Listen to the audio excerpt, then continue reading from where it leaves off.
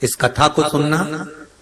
कहते हैं श्राद्ध पक्ष में ये कथा अगर सुन ली जाती है तो ब्राह्मण घर से अगर भूखा गया हो या दूसरी जगह से भोजन कर दूसरे घर में भोजन करने आए हो और हमारे पितर तृप्त नहीं होते हो, तो रहू और रहनी की कथा हमारे पितरों को जब सुनाई जाती है तो हमारे पितर संतुष्ट होकर आशीर्वाद प्रदान करते हैं। ये वो रहनी और रहू की कथा। बहन का नाम है रहनी और भाई का नाम है रहू।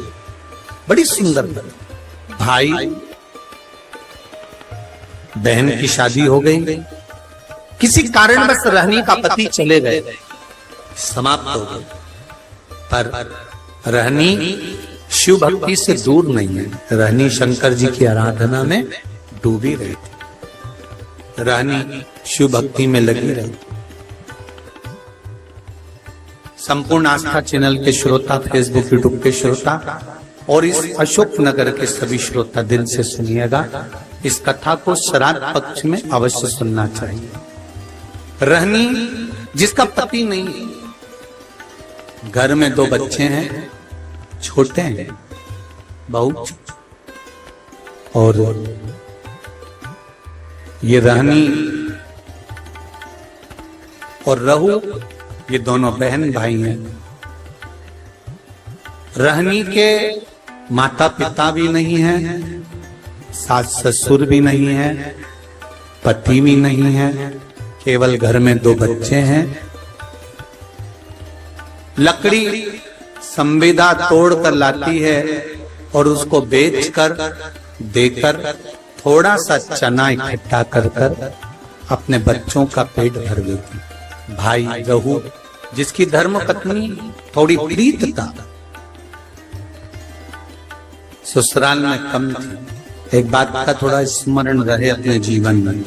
मेरा बेटियों से, माताओं से एक निवेदन पहले भी रहा है, आज फिर करते हैं कि जब आपका मंगल विवाह हो जाए, शादी हो जाए, विवाह के बाद में प्रयास करना कि इस शरीर को, इस मन को, चित्त को मायके से ज्यादा ससुराल में लगाने का प्रयास करना, तो कोई घर नहीं टूटे। रहनी अपने मायके से ज्यादा प्रीतता नहीं रखती। भाई रहू का बड़ा प्रेम था भाभी घर में। अब श्राद्ध पक्ष का समय आया, रहू ने अपनी पत्नी से कहा कि पिताजी को गए हुए समय हो गया, माता को गए समय हो गया, दादा दादी को गए समय हो गया, मैं गया का पिंड करने के लिए प्रयागराज, काशी गया, यहाँ पिंड देकर मैं पुनः वापस आऊंगा और शिव जी की आराधना कर अपन भजन करेंगे, कीर्तन करेंगे, स्मरण करेंगे। तुम एक काम करना, अपनी धर्म पत्नी से रहू कहता है कि किसी ब्राह्मण को बुलाकर मैं जहां जहां पिंड दान करने के लिए जाऊं, आप दादा दादी के श्राद्ध में, माता पिता के श्राद्ध में किसी ब्राह्मण को बुलाकर भोजन करा, किसी ब्राह्मण को बुलाइएगा, भोजन कराइएगा। जब ये सुना तो धर्म पत्नी ने कहा, सुनो स्वामी, ब्राह्मण को भोजन करने बुलाऊं और ब्राह्मण अपने घर में ना आए, उसका एक कारण था। जिस ब्राह्मणों के घर के पास रहू रहता था, रहू की धर्म पत्नी इतनी ज्यादा लड़ोकी थी, इतनी लड़ती थी कि जितने ब्राह्मण आसपास में रहते थे उनकी सबकी पत्नी से रहू की पत्नी का झगड़ा हो चुका। तो ब्राह्मण भोजन करने इसके घर में नहीं आए। रहू की पत्नी ने कहा मैं ब्राह्मणों को बुलाऊं और वो नहीं आए तो रहू ने जाते जाते कह दिया, काम करो, मेरी बहन और मेरे भांजा भांजी को भोजन करने के लिए बोला। सनातन धर्म के अंतर्गत एक भांजे को या एक भांजी को भोजन कराना मतलब 100 ब्राह्मण को भोजन कराने के बराबर है। सनातन धर्म की रीति है ये महाराज। एक भांजे को या एक भांजी को भोजन कराना 100 ब्राह्मण को भोजन कराने के बराबर है। तो तुम एक काम करो, मेरी बहन रहनी को बुलाओ और अपने भांजा भांजी को बुलाओ, क्योंकि भांजा भांजी छोटे हैं, अकेले आ नहीं सकते, उनको बुलाकर भोजन कराओ। अब पति ने कहा कि तुम उनको भोजन करा देना, और पति चले गया। धर्म पत्नी इतनी विचित्र थी कि उसने अपनी ननंद को बुलाया तो शरीर पर भांजा भांजी को मना करवा दिया कि उनको लेकर मत आना, और भोजन करने के लिए ननंद को नहीं बुलाया, भोजन का काम करने के लिए ननंद को बुलाया, और निमंत्रण मायके वालों को दे दिया कि श्राद्ध में मेरे दादाजी का श्राद्ध है, माता पिता का श्राद्ध है, आप सब आओ। मायके वाले श्राद्ध का भोजन करने आ गए। ननंद को निमंत्रण देकर बुलाया, जी आपकी माताजी और पिताजी का श्राद्ध है, अगर आप नहीं आओगी तो श्राद्ध में अच्छा नहीं लगेगा। ननंद आई, और ननंद ने आने से पहले अपने बच्चों से कहा कि मैं नाना के घर जा रही हूँ। बच्चों की आंख में जल भरा हुआ था। माँ, आप हम दोनों को छोड़कर जा रही हो, हमें भी साथ ले चलो, हम भी चलना चाहते। नहीं, तुम्हारे मामी जी ने केवल मेरा निमंत्रण करा है, मैं जाऊंगी, तुम रुको। माँ, 2 दिन से लकड़ी नहीं मिली, जलवृष्टि हो रही थी, लकड़ी नहीं मिल पाई तो बेच नहीं पाई। 2 दिन से अन्न घर में नहीं आया, हमें भोजन नहीं मिला। माँ, आज तू चली जाएगी, फिर भोजन कौन दे? बेटा बेटी कह रहे हैं, माँ 2 दिन से भोजन नहीं मिला है माँ, हम बहुत भूखे हैं माँ। माँ कहती है, तेरे नाना और नानी का श्राद्ध है, मैं जा रही हूँ, मैं मामी से कहूंगी कि बच्चे भूखे हैं तो भोजन दे देगी मामी। इसको नहीं मालूम था कि ननंद को केवल काम करने के लिए बुलाया। रहनी गई, घर में पहुंची, बहुत मेला लगा हुआ था मायके का। खुश हो गई रहनी, आज मेरे माता पिता का श्राद्ध हो रहा है और इतने मेहमान आए। जब माता पिता के श्राद्ध में 10 ब्राह्मण, 20 ब्राह्मण, 25 ब्राह्मण भोजन करते हैं, तो दुनिया की कोई ऐसी ननंद नहीं होगी जिसके चेहरे पर प्रसन्नता ना हो कि मेरे मायके में इतने लोग भोजन करते हैं, मुझे गर्व महसूस होता है। रहनी की आंख में खुशियों के अश्रु आ गए। मेरे माता पिता कितने भाग्यशाली हैं। जो जैसा होता है उसके मरने के बाद भोजन भी वैसा ही होता है। जो मरा उसके हृदय में खुशियां रहती है ना कि इसको भी भोजन कराओ, इसको भी भोजन कराओ, इसको भी भोजन कराओ, इसको भी भोजन कराओ। ये जो मिला है ये आपका नहीं है, ये आपके पूर्वजों का है। अब रहनी पहुंच गई, रहनी वहां पहुंच गई। क्या जाकर देखा रहनी ने कि चारों तरफ वहां सुख ही सुख, चारों तरफ वहां पर आनंद ही आनंद है। रहनी ने जैसे ही पांव रखा, भाभी ने रहनी का हाथ पकड़ा और हाथ पकड़कर भाभी रहनी को सीधे रसोई घर में ले गई। और रहनी, सुनो, आपके माता पिता का श्राद्ध है, अगर बेटी भोजन बनाएगी तो माता पिता के श्राद्ध में माता पिता उसको प्रेम से ग्रहण करेंगे, लेंगे। बहुत समझने वाली बात है श्राद्ध पक्ष की। एक निवेदन आप सबसे करना चाहेंगे कि इसको जरा समझिए, इसको जरा जानना कि आप अपने घर में अगर नाना नानी का श्राद्ध कर रहे हो, भोजन बना रहे हो तो ठीक है, पर मायके में जाकर श्राद्ध का भोजन अगर बेटियां बना रही हैं, ससुराल से गई मायके और मायके में जाकर अगर बेटियां भोजन बना रही हैं तो वो श्रेष्ठ नहीं। मायके में जो भाभी हैं, भैया हैं, परिवार है, कुटुंब है, वो भोजन का निर्माण करे तो उसमें सुख का अनुभव होगा। पर भाभी ने कहा जी भोजन आपको बनाना है क्योंकि आपके माता पिता का श्राद्ध है, तो माता पिता प्रसन्न होंगे, माता पिता को आनंद की अनुभूति होगी, माता पिता आनंद में होंगे। रहनी ने कहा ठीक है, अगर मेरे माता पिता मेरे हाथ का भोजन करना चाहते हैं तो मुझे बनाने में क्या दिक्कत, मैं बना देती। रहनी ने भोजन बनाया। बेटी इंतजार कर रही है कि ब्राह्मण आएंगे मैं भोजन परोसूंगी, और ब्राह्मण आए तो मैं भोजन परोसूं, इसका इंतजार बेटी को हो रहा था।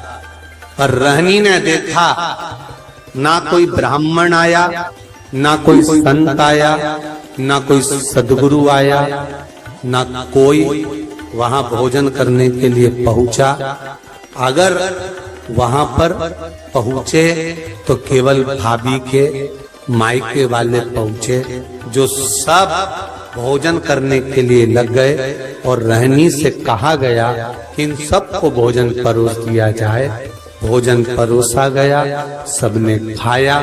आखिरी में रहनी जब भोजन के लिए बैठी तो भाभी ने कहा जी हमारे गोत्र का श्राद्ध है, इसलिए आप इस गोत्र में भोजन मत करो। हमारे गोत्र का श्राद्ध है इसलिए आप इसमें भोजन ना करिए। रहनी को उठा दिया गया तो रहनी ने पत्तल जो लगी हुई थी उसको उठाकर कहा, क्या भाभी मैं अपने बच्चों के लिए, क्योंकि वो तो इस घर के भांजा भांजी लगते हैं, क्या उनके लिए भोजन ले जा सकती हूँ? रहनी ने जब पूछा तो भाभी ने कहा नहीं दीदी, ये जो बचा हुआ भोजन जब एक पत्तल में लग जाता है तो हम इसको बाहर नहीं भेजते, आप रखे रहने दो। माँ रहनी रोती रोती अपने ससुराल पहुंच गई। आज फिर दिन भर माँ मायके में लगी रही तो लकड़ी लेकर नहीं आई और बच्चों का पेट नहीं भरा।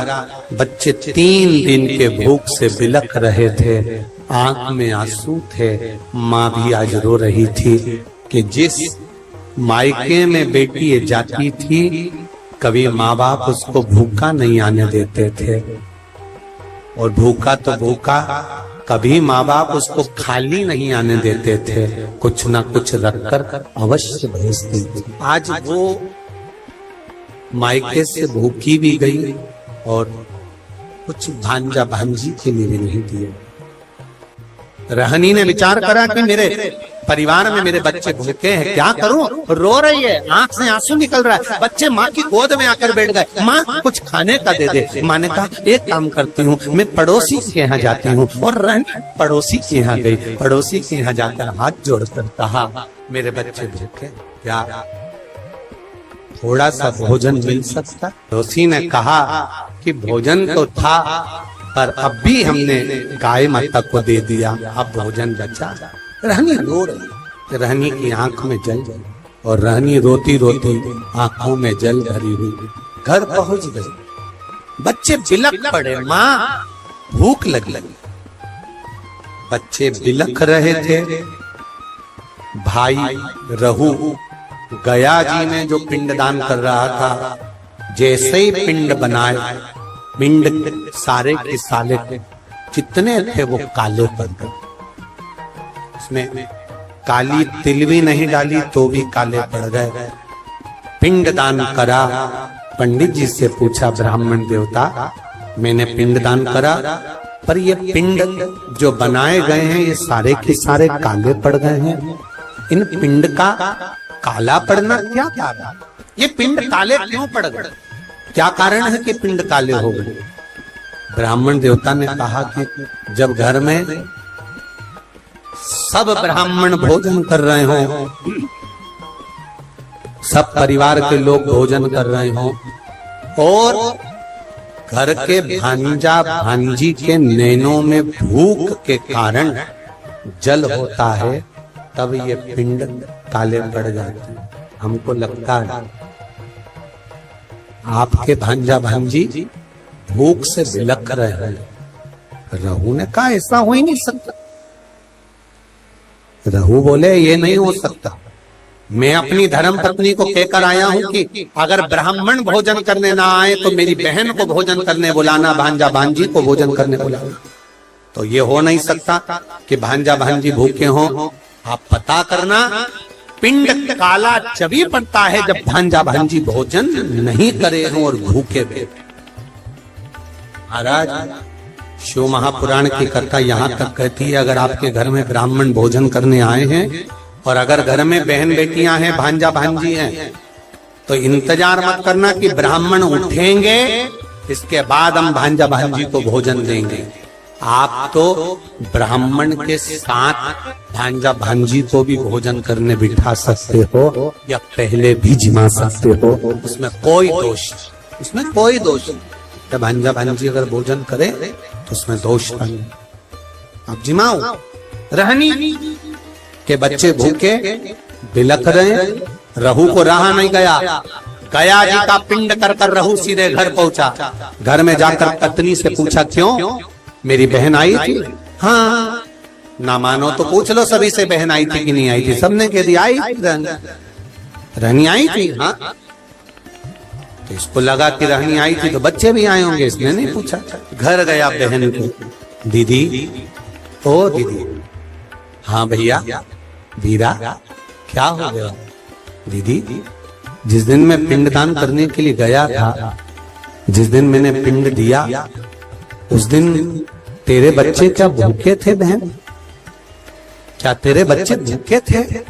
रहनी भाई के गले लगकर रो पड़ी, भैया केवल बच्चे ही नहीं, तेरी बहन भी तेरे दरवाजे से भूखी आई, आंखों में जल।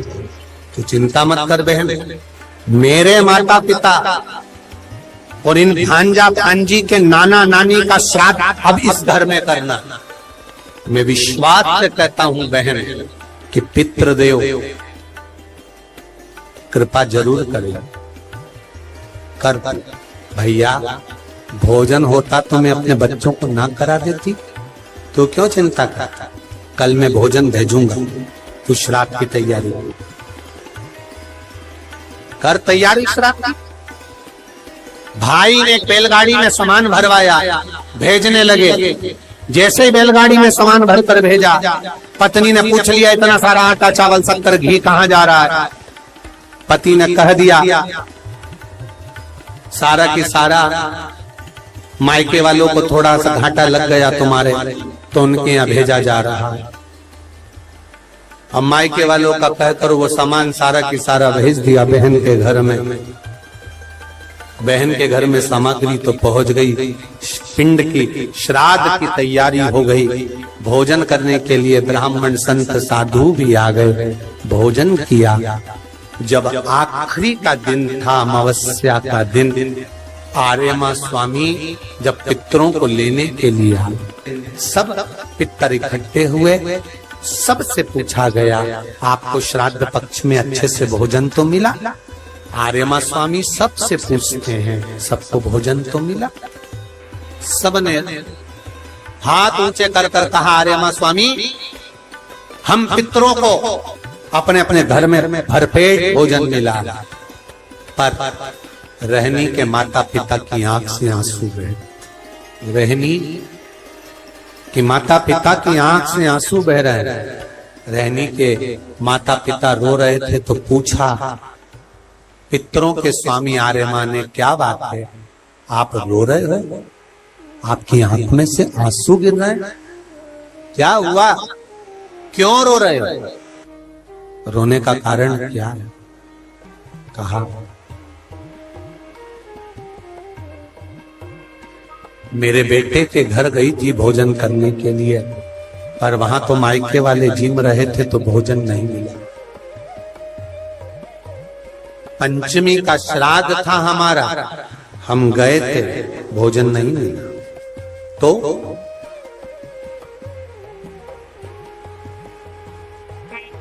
श्राद्ध पक्ष में पितरों को छोड़ा जाता है, भोजन मिला तो ठीक है, नहीं मिला पितर चले जाते। चंद्रलोक से पितृलोक के बीच में एक पितृलोक का सीढ़ी पड़ती है, जीना, सड़ा सीढ़ी, जिसपे पितर चढ़ के पितृलोक जाता। उस सीढ़ी पर कौन रुकता है? उस सीढ़ी पर पितृलोक में जाते समय कौन रुकता है? तर्पण शिव महापुराण की कथा कर रही है कि पंचमी का श्राद्ध था, पितर आए पर आपके यहाँ पर उनको भोजन नहीं मिला, वो पंचमी के दिन का श्राद्ध नहीं जीम पाए, चले गए। पितृलोक की सीढ़ी पर जाकर बैठ जाते हैं। अंदर जो पितर जाते हैं, वो पितर जब अंदर जाते हैं, जाने के बाद बात करते करते जाते हैं कि हमारे बेटे ने हमको खीर खिलाई, हमको पूड़ी खिलाई, और उनके मुख से जो राल टपकती है, तो जो पितर भूखे रह जाते हैं वो पूरा साल उनकी राल को चाटते हैं और बद्दुआ देते हैं कि हमारे बेटे 5 5 4 4 3 3 2 2 इतने बेटे और हमको भूखा छोड़ दिया। तो वो बद्दुआ देते हैं, जिसके कारण बस पितृदोष होता है। और फिर ब्राह्मण देवता कहते हैं कि ये पितृदोष हो गया। पितृदोष क्यों हुआ? क्योंकि वो भूखे रहे। तुम रो रहे हो? हाँ, मेरे बेटों ने भोजन नहीं कराया मुझको। मेरा बेटा चले गया था गया का पिंड करने के लिए, बहू को कह गया था कि भोजन करा देना, पर भोजन नहीं मिला मुझको। फिर हमारी तिथि निकल गई। मेरा बेटा आया, बहन के घर, बेटी के घर में उसने भोजन बनवाया तो हमारे निमित्तार्थ भोजन कराया। तो रो क्यों रहे हो? तुम्हें अमावस्या के दिन भोजन तो मिला ना, तुम्हें रोने का जरूरत क्या है? क्यों रो रहे हो? पितर कह रहे हैं, रो इसलिए रहे हैं कि बेटी के घर का खाया है। अगर शास्त्र कहता है कि बेटी के यहाँ का खा लो तो वैकुंठ निवास नहीं मिलता, तो हमें क्या निवास मिलेगा? शिव महापुराण की एक बात अच्छे से सुन लेना। अगर बेटी कमा रही है, बेटी समझदार है, आपने बेटी को अपने पांव पर खड़ा करा है और बेटी में विद्वत्ता है, और बेटी अगर कमा रही है, समझदार है, उसको कमाने के लायक तुमने बना दिया, या बेटी का घर तुमने अच्छा ढूंढा, जमाई अच्छा ढूंढा, लड़का अच्छा ढूंढा जो बेटी को स्नेह वश रखता है, तो ऐसी बेटी के घर का खा भी लोगे तो नरक नहीं जाओगे, बेटी प्रसन्नता होगी। बेटी प्रसन्नता में खिलाती, बेटी के घर का भोजन। हाँ, मैंने किया है, तो मैं पितृलोक में कैसे, किसको मुंह दिखाऊंगी? मैं पितृलोक में कैसे जाऊंगी? कहा आर्यमा स्वामी ने, घबराओ मती, तुम्हारी बेटी के घर में तुमने भोजन किया है, और बेटी के घर में भोजन किया तो वो भोजन तुम्हारे बेटे ने ही भेजा था, बस धर्म पत्नी को नहीं बताया था, पहुंचा तो था। चिंता ना करिए, बेटी के घर में श्राद्ध हुआ है तो भांजा भांजी ने नाना नानी का श्राद्ध करा है। सनातन हिंदू धर्म में जब गया जी में पिंड देने जाते हो, तर्पण करने जाते हो, पिंडदान करने जाते हो, तिलांजलि करने जाते हो, तो आज भी सनातन हिंदू धर्म में माता पिता के नाम के साथ में, दादा दादी के नाम के साथ में पूछा जाता है नाना नानी का नाम। बोलो सही है कि गलत है? नाना नानी का नाम बोलिए, पर नाना नानी का नाम बोलिए, वहां बुलाया जाता। नाना नानी के घर का भी अगर भांजा भांजी अगर कर रहे हैं, श्राद्ध पक्ष मिलेगा अवश्य। तो क्या हमें भोजन मिला है? हाँ, हम आशीर्वाद दे दें। रुको, रहनी शाम के समय दिया लगाने आई हूं, उसके बच्चों को ले कुछ ऐसा दे देना, कुछ ऐसा दे देना कि रहनी को लकड़ी नहीं बेचना पड़े और बच्चों को भूखा नहीं देना पड़े। रहनी शाम को दिया लेकर पहुंची घाट पर, जहां पर पितृ जल का प्रतीक्षा कर रहे थे, पानी पीने की तैयारी में थे, और पिता पानी का आचमन कर रहे थे। आर्यमा स्वामी ने आवाज लगाई, चलिए, चलने की तैयारी।